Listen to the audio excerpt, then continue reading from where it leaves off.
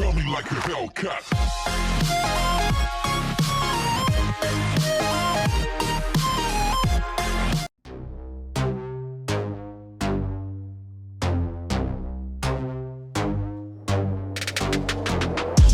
Halo guys, welcome to the comfort zone when gaming become so comfort. Today masih bersama gua Adam di sini. Oke, setelah sebelumnya gua udah membahas rangkaian cerita game God of War series Nordic sampai tamat. Nah, pada video kali ini gua akan mencoba untuk membandingkan dunia-dunia yang ada di game God of War mitologi Nordic dengan yang ada di dalam game Assassin's Creed Valhalla plus DLC Dawn of Ragnarok. Yang kedua game tersebut juga sama-sama menerapkan cerita mitologi Nordic pada story-nya. Nah, jadi nanti kita akan melihat nih perbandingan bagaimana Santa Monica Studio dan Ubisoft Montreal menuangkan ide dan gambaran dunia pada mitologi Nordic ke dalam game mereka. Nah, kalau sekiranya pembahasan ini menarik, nantinya gue akan lanjutin untuk topik selanjutnya untuk membandingkan karakter-karakter seperti Baldur, Thor, Tyr, dan lain-lainnya, versi Ubisoft dan versi Santa Monica Studio. Dan disclaimer dulu, jadi gue bukannya mau membandingkan siapa yang terbaik, siapa yang paling buluk. Jadi hanya sekedar ingin mengetahui perbedaan di antara kedua game tersebut. Bagaimana hasil game yang dibuat selama 2,5 tahun dan bagaimana game yang dibuat selama 5 tahunan untuk God of War 2018 dan 4 tahunan untuk God of War Ragnarok. Nah, jadi sampai sini buat yang masih berminat langsung aja kita masuk ke dalam pembahasannya. And let's begin the list, guys. Oke, gue kasih tau dulu, dikarenakan Assassin's Creed Valhalla ini hanya memiliki 3 map besar sebagai dunia yang bisa dijelajahi, yakni Asgard, Jotunheim, dan Svartalheim. Jadi hanya 3 dunia itu aja yang akan gue compare. Jadi gue nggak akan compare dunia lainnya. Oke, yang pertama kita mulai dari Asgard dulu kali ya. Pertama ini kita mulai dari dunia Asgard yang menjadi tempat bersinggahnya para dewa-dewa Aesir atau dewa terkuat dalam mitologi Nordik macam Odin, Thor, Baldur, dan kawan-kawannya dan keluarga-keluarganya. Nah, Asgard versi God of War Ragnarok dulu ya. Ini yang gue bahas Ragnarok dulu. Versi God of War Ragnarok, dunia Asgard ini digambarkan seperti dunia pada era zaman-zaman Viking dulu. Jadi di sana rupanya tidak ada istana megah atau patung-patung sebagai tanda untuk kemuliaan para dewa di Asgard. Tapi sebaliknya, kota ini justru terdiri dari banyak tempat tinggal yang dibangun dari kayu-kayu yang besar dan kokoh dengan ala-ala Viking. Nah, bahkan di tempat Odin tinggal aja hanya di sebuah tempat yang dinamakan The Great Lodge. Jadi nggak lebih dari pondokan biasa tanpa embel-embel istana yang mewah layaknya raja. Nah, di dalam Great Lodge ini juga terdapat sebuah tempat yang bernama The Rift, sebagai tempat yang dijadikan Odin untuk menghabiskan hampir seluruh waktunya untuk mencari pengetahuan tanpa batas, untuk mengakali takdirnya. Nah, khusus untuk Asgard versi God of War Ragnarok ini, kita juga dapat melihat para pengungsi dari Midgardian yang juga ikut tinggal di Asgard setelah dunia mereka diceritakan sudah nggak aman lagi semenjak banyaknya Hellwalker. Nah, namun yang paling menarik di Asgard versi Ragnarok ini menurut gue ya adalah keberadaan dari Wall of Asgard atau tembok Asgard yang menjulang tinggi kokoh gitu ya, terlihat banget ya. Bahkan kalau kita lihat dari peta yang ada di game ini juga sangat terlihat jelas tembok Asgard yang menjulang kokoh mengelilingi Asgard. Nah, namun sayangnya menurut gue salah satu kekurangan dunia Asgard versi God of War Ragnarok ini adalah jembatan Bifrost. Kemana gitu jembatannya, nggak begitu kelihatan. Yang dipercayakan jembatan itu sebagai jembatan penghubung antara Midgard dengan Aesir. Sayangnya Bifrost yang ada di God of War Ragnarok hanya muncul sekejap dan nggak bisa dilihat lebih dekat lagi. Dan salah satu spot menarik di Asgard versi God of War Ragnarok ini adalah sebuah lapangan besar bernama Vigrid, yang tempat ini nantinya akan dijadikan tanda kutip ya, tuan rumah saat Ragnarok nanti. Dan Vigrid juga akan menjadi saksi ketika perang besar antara Aesir dan faksi lain. Jadi memang keberadaan tempat yang bernama Vigrid ini disesuaikan dengan mitologi aslinya, yang berdasarkan mitologinya perang besar antara dewa Aesir dan para Jotun itu akan terjadi di Vigrid. Nah, selain itu si Santa Monica Studio juga nggak lupa menambahkan sebuah pub yang bernama Black Thunder sebagai tempat berkumpulnya para Einherjar dan pasukan-pasukan Odin lain yang menghabiskan waktu di sana untuk berpesta pora, bersenang-senang, dan minum mead. Nggak terkecuali Thor yang diceritakan suka mampir ke pub ini untuk menghabiskan waktunya. Nah, hal ini menjadi hal yang menarik juga yang ditambahkan oleh Santa Monica Studio yang memang benar-benar menggambarkan kelakuan pasukan Einherjar yang menurut si Corley Balog ini, mereka ini peminum berat dan suka bertarung dan mereka selalu menikmati setiap detik kehidupannya. Nah, itu versi God of War Ragnarok Santa Monica Studio. Nah, sedangkan ini nih Asgard versi Assassin's Creed Valhalla Nah, gue melihat perbedaan yang cukup kontras dengan versi God of War Ragnarok. Nah, jika dilihat dari peta ya, nah kalau kita lihat dari petanya ini, kita tidak melihat adanya tembok yang menjulang tinggi. Jadi hanya terlihat beberapa spot-spot pulau yang di sini terdiri dari 3 pulau besar dan beberapa pulau kecil. Dan Asgard versi Valhalla ini digambarkan terlihat lebih modern. Jadi mirip-mirip Asgard versi Marvel kalau sepintas. Dan sepintas juga kalau menurut gue bangunan Asgard versi Valhalla ini lebih ke arah Yunani kuno. Nah, kita juga dapat melihat banyaknya patung-patung besar yang melambangkan kemuliaan dewa-dewanya. Dan kita juga dapat melihat banyak altar yang dibangun dengan megah, dan dari kejauhan juga sangat terlihat jelas bangunan yang menjulang tinggi ujung banget tuh itu adalah singgasananya Odin. Bahkan yang menarik buat gue di sini, kita dapat melihat secara jelas adanya pohon Yggdrasil. Pohon ini nggak dapat kita lihat di Asgard versi God of War. Dan menurut gue yang menarik juga adanya jembatan Bifrost yang membuat tempat ini menjadi semakin cakep gitu polesannya. Jadi nggak seperti Asgard versi God of War Ragnarok yang hanya menyediakan The Lodge untuk tempat tinggalnya Odin. Asgard versi Assassin's Creed Valhalla menyediakan sebuah tempat tertinggi sebagai singgasananya Odin, sang penguasa semesta. Dan selain itu juga nggak seperti versi God of War Ragnarok yang dimana Heimdall hanya berdiri di ujung tembok aja. Nah, pada versi Valhalla ini Heimdall diberikan tempat yang lebih layak lah. Karena di spot bagian kiri ini di peta kita bisa melihat Heimdall Tower yang menurut mitologinya inilah tempat yang menjadi singgasananya Heimdall dan tempat di mana Heimdall ini sedang melakukan tugasnya untuk menjaga keamanan Asgard. Dan terakhir, di spot lain juga kita bisa melihat tempat yang bernama Well of Earth yang menurut mitologinya tempat ini yang dijadikan saksi ketika Odin kehilangan salah satu matanya. Yang lokasi ini juga nggak bisa kita temukan di Asgard versi God of War. Nah, itu dari sudut pandang tempat yang bernama Asgard.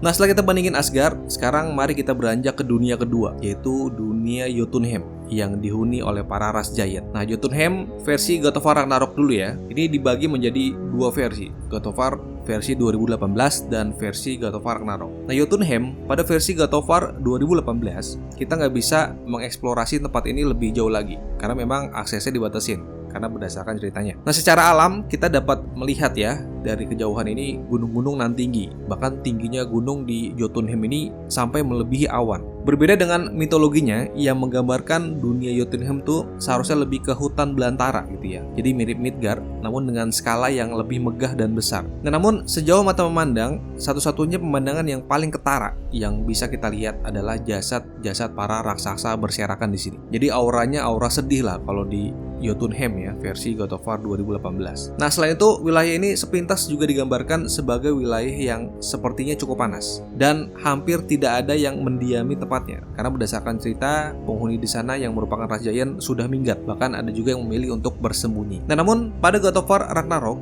kita diberikan detail tambahan dan diperbolehkan untuk mengakses dunia ini lebih dalam lagi. Dan berdasarkan dari mapnya ini, kalau kita lihat ya, terlihat Jotunheim versi God of War Ragnarok ini rupanya lebih kecil jika dibandingkan dengan map-map lain di God of War Ragnarok seperti Svartalheim ataupun Midgard. Dan sayangnya juga kita nggak akan bisa menemukan penghuni di sana, sehingga terlihat di sana dunianya memang benar-benar kosong atau mati karena berdasarkan cerita gitu ya. Nah, ngomongin tentang penduduk, satu-satunya yang bisa kita temukan adalah Angerboda dan neneknya dari ras giant bernama Grela. Nah, sisanya hanyalah binatang-binatang liar yang bisa kita temukan. Jadi tidak ada komunitas mukiman apalagi pub semacam Asgard. Nah, itu versi God of War. Nah, sedangkan versi Assassin's Creed Valhalla, nah ini juga terlihat sangat kontras. Karena berdasarkan mapnya aja udah terlihat perbedaan bahwa Jotunheim versi Valhalla ini lebih luas. Ya memang Ubisoft menjadikan Jotunheim sebagai dunia interaktif yang bisa dieksplorasi. Jadi nggak seperti Asgard yang datarannya spot-spot ya sebelumnya. Nah, dataran pada Jotunheim ini menjadi satu keutuhan. Jadi nggak spot-spot untuk dieksplorasi. Jadi nggak butuh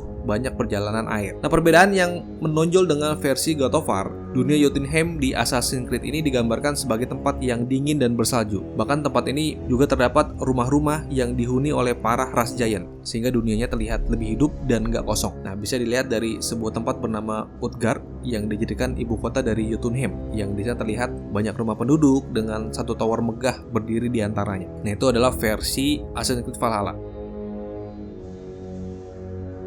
Nah, dunia terakhir yang bisa gue bandingin adalah Svartalheim, dunia dari para ras kurcaci. Nah, pada game God of War Ragnarok, Svartalheim ini adalah realm terluas kedua ya setelah Vanaheim. Jadi Vanaheim itu yang paling luas pertama dan Svartalheim ini yang kedua. Dan gue nggak menyangka bahwa Santa Monica Studio ini rupanya menciptakan Svartalheim jauh lebih luas dari yang gua ekspektasikan. Yang dimana pada God of War 2018 dunia ini masih belum bisa kita jelajahi, dan sehingga saat itu menimbulkan tanda tanya besar bagaimana bentuk dunia dari para ras kurcaci ini. Nah, tapi ternyata Santa Monica Studio cukup jenius menciptakan dunia dari para kurcaci ini yang memiliki pemandangan gak kalah cantik dengan dunia lainnya. Karena banyak yang membandingkan Svartalheim dengan Midgard, yang kedua dunia itu pada kenyataannya sangat berbeda, di mana Midgard adalah tempat yang dingin, miskin, berbahaya, dan gak ramah. Namun sebaliknya, Svartalheim adalah dunia yang sangat didominasi dengan warna biru, karena tempat ini dilalui oleh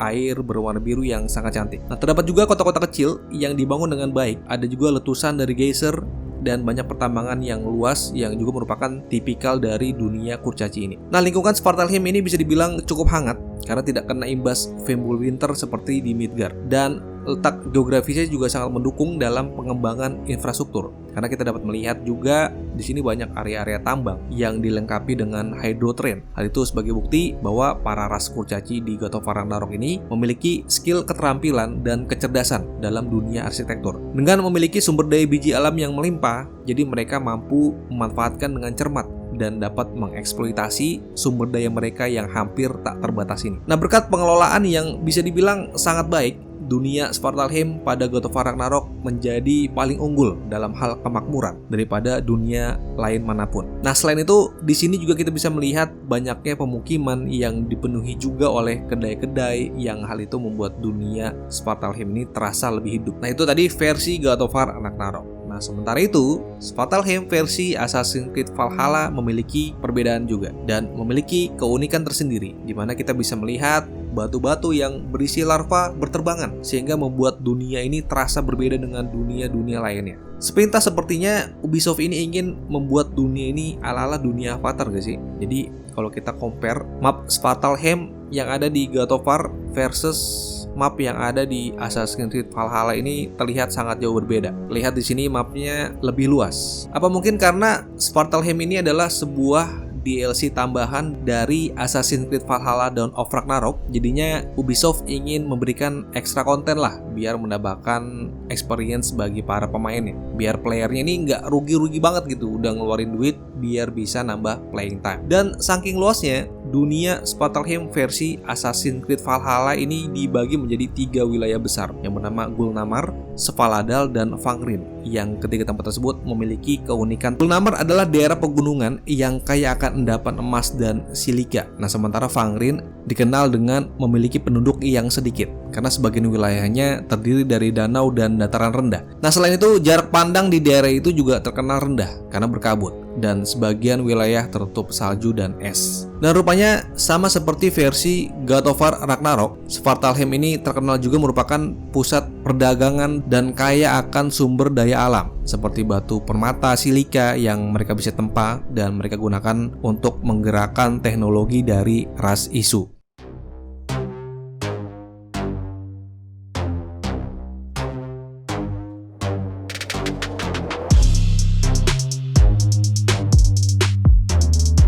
Nah, itulah tadi ya 3 perbandingan dunia yang ada di game God of War dan Assassin's Creed Valhalla. Nah, selain 3 dunia tadi sebenarnya masih ada Niflheim, namun nggak terlalu banyak yang bisa dieksplor di versi Assassin's Creed Valhalla. Namun satu-satunya perbedaan besar antara Niflheim versi God of War dan Valhalla ini adalah versi God of War, Niflheim ini iklimnya berkabut, sementara Valhalla wilayahnya bersalju, dan kita bisa bertemu dengan karakter yang nggak ada di versi God of War, yakni keberadaan Hel yang akan menjadi salah satu boss fight. Nah, itulah tadi beberapa perbandingan singkat ya dunia yang ada pada game God of War dengan Assassin's Creed Valhalla yang sama-sama menerapkan mitologi Nordik pada dunianya. Nah, walaupun di beberapa aspek keduanya memiliki kelebihan dan kekurangan masing-masing, namun pada basicnya kedua developernya tetap memasukkan basic elemen-elemen mitologi Nordik pada gamenya, sehingga gambaran di masing-masing dunianya ini nggak jauh berbeda dari mitologi aslinya. Nah, bagaimana menurut kalian? Dari kedua game ini, game mana yang memiliki gambaran dunia yang paling akurat dengan yang ada di mitologinya? Silakan diisi pada kolom komentar. Lalu nextnya gue akan coba membandingkan dari sudut pandang karakter-karakter yang rupanya juga nggak kalah jauh berbeda di antara kedua game ini. Buat yang berminat, stay tune aja di Comfort Zone. Oke, mungkin itu jadi gue. Semoga memberikan informasi dan hiburan buat kalian. Seperti biasa, silakan mampir ke IG kita di thecoverzone_id karena ada fakta dan berita menarik seputar game di sana. Dan buat kalian yang juga punya akun TikTok, silakan mampir juga di akun TikTok kita di thecoverzone_id. I'll see you guys in the next video and thank you for watching. I'm signing off